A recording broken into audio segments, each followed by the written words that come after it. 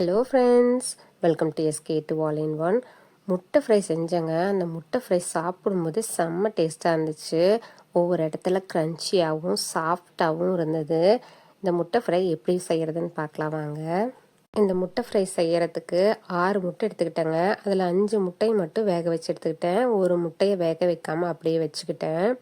வேக வச்ச முட்டையை எல்லாத்தையும் உரிச்சிட்டு 4 கட் பண்ணி வெள்ளைக்கரு தனியாகவும் மஞ்சக்கரு தனியாகவும் எடுத்து வச்சுக்கிட்டேன். இந்த ரெசிபிக்கு நிறைய இன்க்ரீடியன்ஸ்லாம் கிடையாதுங்க. ரொம்ப கம்மியான இன்க்ரீடியன்ஸ் மட்டும்தான். ரொம்ப டேஸ்ட்டாகவும் இருக்கும், சீக்கிரமாகவும் செஞ்சிடலாம்.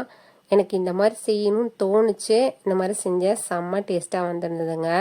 இந்த முட்டை ஃப்ரையை சாதத்துக்கு பிசைஞ்சு சாப்பிட்டாலும் சூப்பராக இருக்குங்க. தோசைக்கும் இதை வச்சு சாப்பிட்லாம்.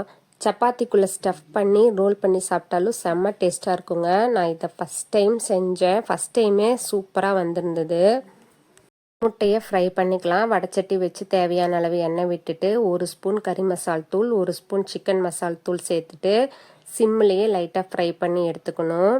லைட்டாக ஃப்ரை ஆனதுக்கப்புறம் வேக வைக்காத முட்டையை உடச்சி ஊற்றி அதையும் லைட்டாக வறுத்துக்கணும். இந்தளவுக்கு வறுபட்டதுக்கப்புறம் கொஞ்சமாக மிளகுத்தூள், உப்பு சேர்த்து முட்டை நல்லா முருகிற அளவுக்கு வறுத்தெடுத்ததுக்கப்புறம் வெள்ளைக்கருவை முதல்ல சேர்த்துட்டு வதக்கிக்கணும்.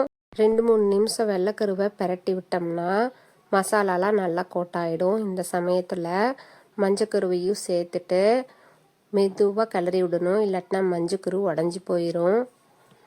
2 நிமிஷம் விட்டு விட்டு மெதுவாக கிளறி விட்டிங்கன்னா முட்டை ஃப்ரை ரெடி ஆயிரும். கொத்தமல்லி தழை தூவி இறக்கிடலாம். இந்த முட்டை ஃப்ரை கண்டிப்பாக செஞ்சு பாருங்கள். நல்லா க்ரன்ச்சியாக சூப்பராக இருக்கும். இந்த வீடியோ உங்களுக்கு பிடிச்சிருக்கும்னு நினைக்கிறேன். தேங்க்யூ.